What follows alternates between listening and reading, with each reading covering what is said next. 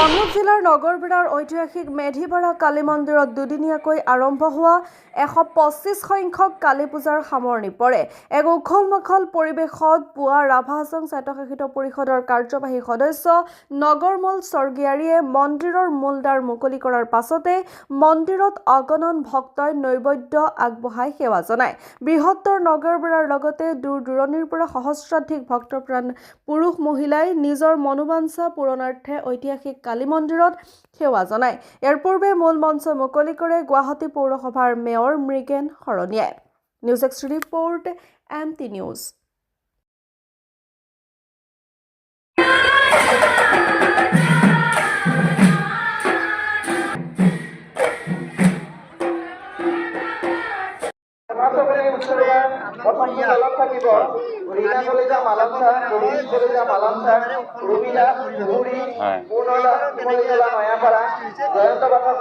ধন্যবাদ সাংবাদিক বন্ধুসকল।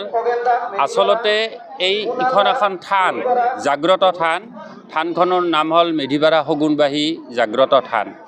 এই থানত আমাৰ পূৰ্বপুৰুষসকলে সদায় এই মাঘ মাহৰ অমাৱস্যা তিথিত দুদিনীয়াকৈ আমাৰ এই কালী পূজাখন কৰে। যোৱাকালি আমাৰ অধিবাস আছিলে।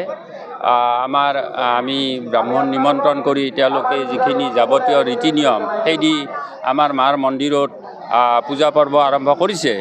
আৰু আজি আমাৰ ভৰ পূজা বুলি কয়। আমাৰ এই পূজাত বিশেষ কৰি আমাৰ এই যিখিনি মানস কৰে, এটা বহুতে থানত আমাৰ হিন্দু ধৰ্ম মতে অপায় অমংগল দূৰ হোৱাৰ আশাৰে তাৰমানে ইয়াত পঠা ছাগল আৰু পাৰ ছাগল গোটে মাৰ নামত উচৰ্গা কৰে। এই এটা আমাৰ পৰ্যায়। আৰু ব্ৰাহ্মণে বেদ মন্ত্ৰৰ দ্বাৰা পূজা প্ৰায় কৰি থাকোঁ আৰু হয়তো 1 ঘণ্টা আধা ঘণ্টামান পিছত আমাৰ পূজা শেষ হ'ব। ইয়াৰ জৰিয়তে আমি ধৰ্মপ্ৰাণ ৰাইজ মানে আমি নিমন্ত্ৰণৰ বাহিৰেও নিমন্ত্ৰণ নিদিলে শুনিলে এই মেধিপাৰা কালী পূজাৰ এই কালী থানলৈ মানুহ ধৰ্মপ্ৰাণ ৰাইজ ঢাপলি মেলি আহে। গতিকে আমাৰ কাৰ্যসূচী এতিয়া বৰ্তমান নাম প্ৰসংগ চলি আছে। ইয়াৰ পিছত আমাৰ প্ৰসাদ বিতৰণ হ'ব, মাৰ ভোগ বিতৰণ হ'ব আৰু ৰাইজে শান্তিপূৰ্ণভাৱে পূজাখনত আহি তেওঁলোকে মানস কৰে আৰু এই পৰম্পৰাটো আমাৰ চলি আহে। আপোনালোকে দেখিছে মোটামুটি 3-3.5 হাজাৰ ধৰ্মপ্ৰাণ ৰাইজ ইয়াতে উপস্থিত হৈছে আৰু মানুহৰ সোঁত বৈয়ে আছে। এইটো আমাৰ আজি 125 বছৰ হ'ল। আমি 125 বছৰ গৰকা এইখন পূজা, কালী পূজা। আৰু এই মাইৰ থানখন এইখন থানহে। এই থানত আন্তঃগাঁথনি আমাৰ এটা মাইৰ মন্দিৰ আছে, আমাৰ এটা কমিউনিটি হল আছে, এখন মঞ্চ আছে, বিভিন্ন ধৰণৰ এটা আমাৰ পুখুৰী আছে কালী থানৰ নামত। এই বস্তুখিনি আছে যদিও আমি এটা বস্তুত এটা অসুবিধা পাই আছোঁ। আমি চৰকাৰীভাৱে 13 বিঘা জমি এই থানখনত আছে। অলপমান স্কুলৰ নামত গৈছে এই 13 বিঘা জমি। এইবাৰ আমাৰ হিমন্ত বিশ্ব শৰ্মা ছাৰে আমাৰ এইবাৰ এই মাটিৰ কামখিনি কৰি দিছে। এতিয়া আপোনালোকে চাওক, আমাৰ ইফালে এই থানখনৰ উত্তৰে পশ্চিম ফালে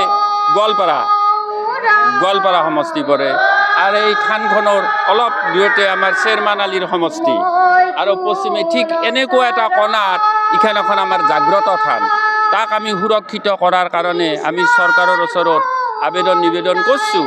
গতিকে আমাৰ এতিয়া চাৰিওফালে এখন ৱাল লাগে। এই ৱালৰ কাৰণে আমি আপোনালোকৰ মাধ্যমেদি আমি প্ৰশাসনক আমি অনুৰোধ জনাইছোঁ যে অন্ততঃ এই থানখন আমাৰ যাতে সুৰক্ষিত হৈ থাকে, তাৰ বাবে চৰকাৰে অলপ দৃষ্টিগোচৰ দিয়ক।